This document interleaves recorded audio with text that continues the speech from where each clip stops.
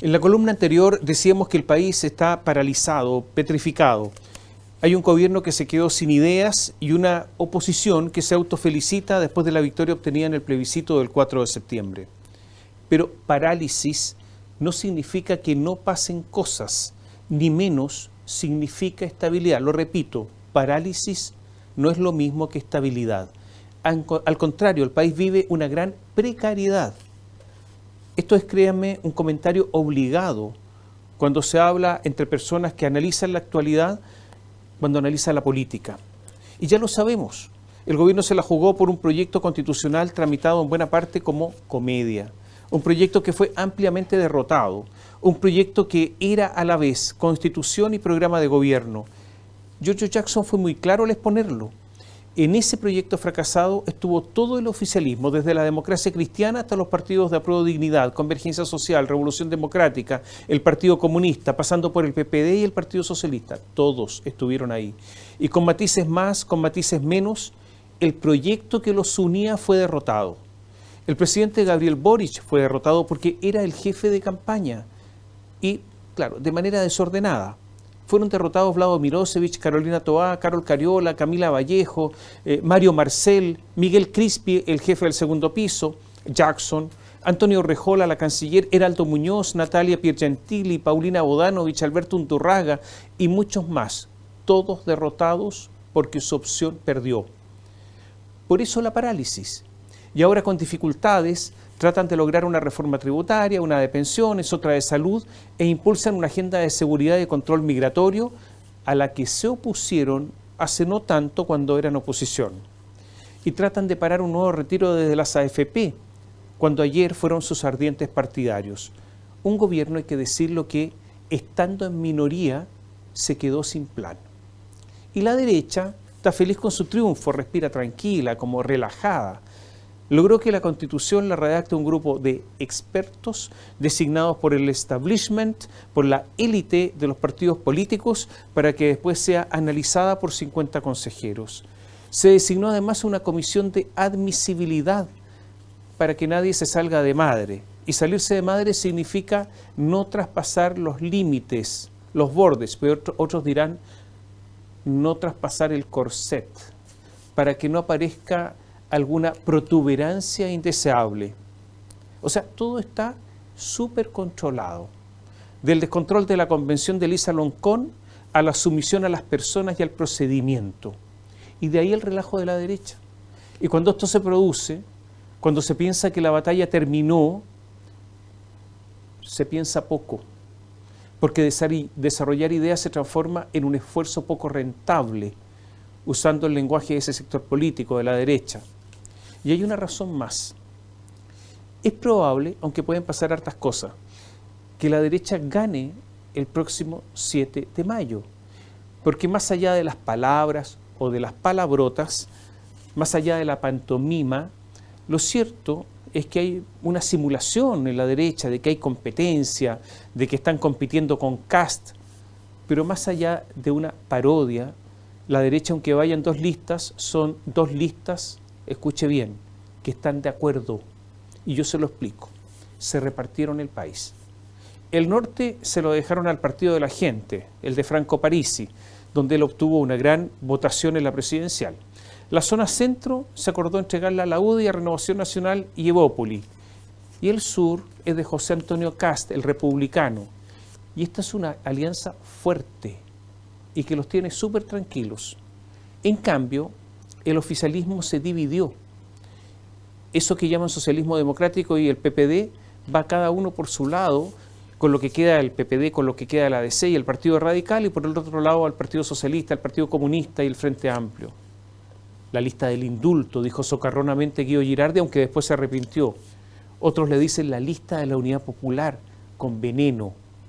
Se lo dicen entre ellos.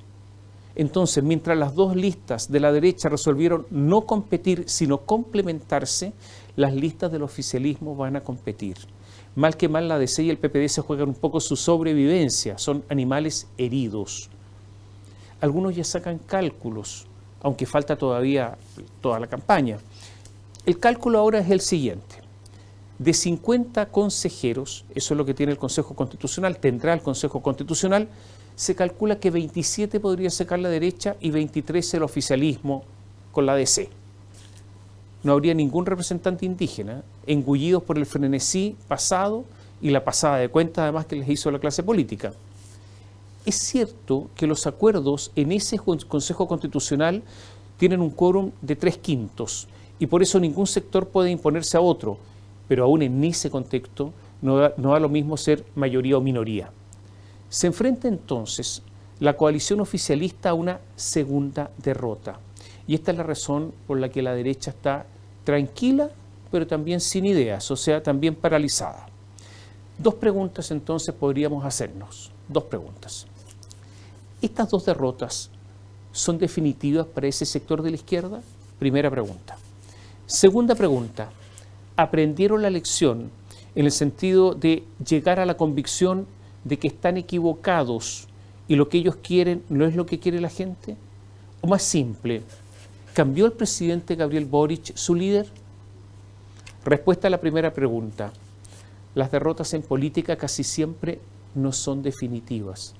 Hay, evidentemente, algunos casos de derrotas que son terminales, pero el país está demasiado inestable para augurar la muerte política de alguien. Aquí no hay damnatio memoriae, como practicaban los romanos, eso de sancionar con el olvido para siempre a alguien. Mirémoslo de la siguiente manera. Cuando compitió Sebastián Piñera con Alejandro Guillé, algunos creímos que era mejor para la gente derecha la victoria de Guillé y que una derrota de Piñera podría ser para ese sector un triunfo. Porque en política hay demasiadas victorias aparentes, como la que obtuvo Piñera, ya eso es evidente. En el caso del Frente Amplio, esta parálisis que existe en este momento les puede permitir, ¿sabe qué?, ganar tiempo, hacer el doctorado que significa tener la presidencia y esperar otra oportunidad. No están muertos, como creen algunos, ni mucho menos, porque aunque pierdan la elección de mayo, y son 2 elecciones perdidas, no están muertos.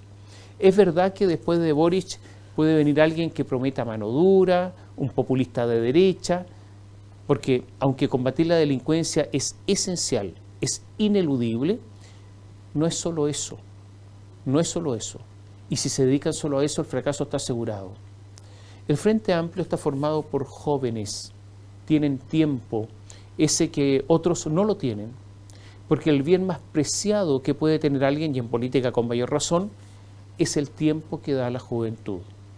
Finalmente, si el país se sigue deteriorando aceleradamente como ha ocurrido, y empezó esto antes de Boric, obviamente, y si eso pasa con una nueva constitución que no es la del Frente Amplio, ellos podrán comenzar a discutir esa constitución nuevamente y proponer en medio del deterioro nuevamente su alternativa.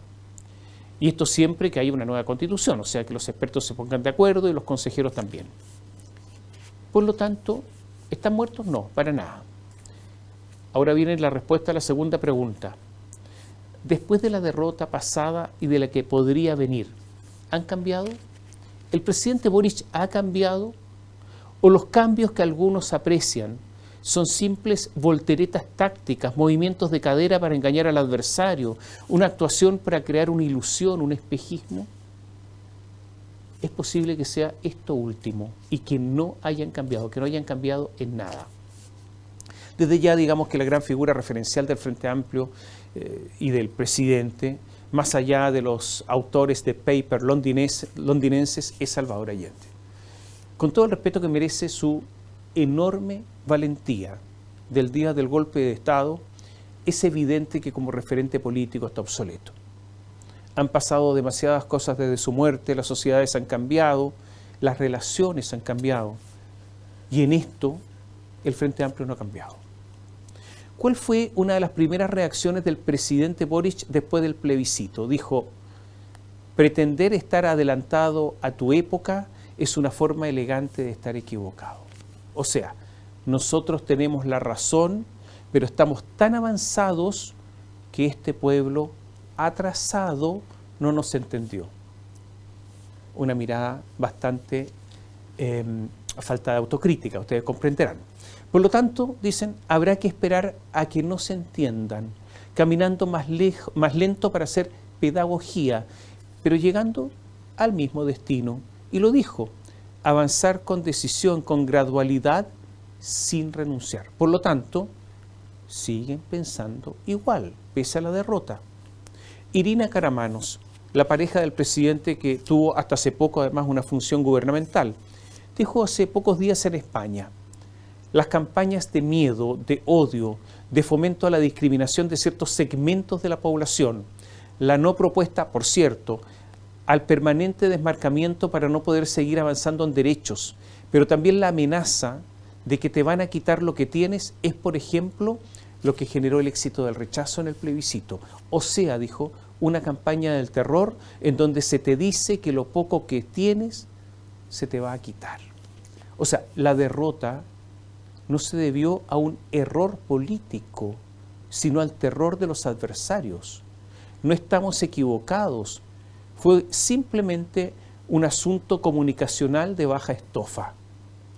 En Palacio es Vox Populi que lo que no puede decir Gabriel Boric, por razones obvias, porque es presidente, lo dice Karamanos, que son un tándem.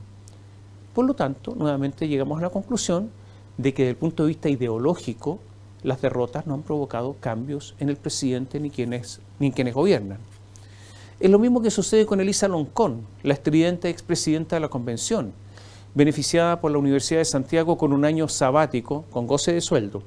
Se pasea por el mundo diciendo que el plebiscito se perdió o lo perdieron por las mentiras del adversario. O sea, ella no ha cambiado en nada. ¿Por qué cree usted que hay tantas dificultades para combatir la delincuencia? Es verdad que es un asunto que viene creciendo hace mucho tiempo, pero quienes gobiernan se opusieron a la famosa agenda de seguridad que ahora impulsan. ¿Por qué indultar a personas con amplios prontuarios delictuales? Porque existe la convicción que los que asaltan y roban son también víctimas. Víctimas del sistema, del modelo neoliberal, de un Estado que no es solidario. Que ellos son también, los victimarios son también personas lesionadas. Y eso no ha cambiado. Y pasa lo mismo con los inmigrantes. Si hay poco más de 100 pasos clandestinos, claro que sí, que se pueden todos vigilar. Usted trasladará a los regimientos a la frontera, se pueden vigilar 100 pasos entre la policía uniformada, carabineros, los militares, los marines, se pueden vigilar, pero es que resulta, ¿en qué queda la solidaridad? Eso de las fronteras libres, esto es ideológico, por eso les cuesta tanto, porque las fronteras, han dicho varios, corresponden a los viejos nacionalismos, a los fascismos. Es por eso que hoy siguen, escuche bien, es por eso que hoy siguen llegando haitianos a Chile con líneas aéreas que hacen negocios. Esto sigue ocurriendo. Y es por eso que los que estaban en el servicio jesuita de migrantes y defendieron a los que entraban ilegalmente, ahora ya no dicen nada, están silenciosos. ¿Por qué? Porque trabajan en el gobierno y trabajan ahí sin haber cambiado sus convicciones. Por eso, controlar las fronteras están a contrapelo de lo que se piensa ideológicamente. Cuando el ministro de Educación, Marco Antonio Ávila, le han preguntado por la caída estrepitosa de los resultados de los estudiantes de los colegios emblemáticos en la prueba para entrar a la universidad, ¿qué ha contestado? A ver, recordemos algunas cifras. El Instituto Nacional en 2022 estaba en el lugar 143 en nuestro país, 143, Instituto Nacional. En el 2023 está en el lugar 201. O sea, en un año bajó 58 puestos, en 12 meses 58 puestos. El Barros Arana, lugar 691 en 2022, 2023 883. Y revise todos los principales colegios llamados emblemáticos y es lo mismo. Recuerdo que en 2015 el Instituto Nacional estaba en el 9º lugar de Chile, 9º. Ahora 200 y tanto. Este año había vacantes en el Instituto Nacional, en ese lugar donde hace algunos años había una enorme pugna para entrar. ¿Y por qué todo esto? Porque nadie quiere ir a estudiar ahí. Son pocos.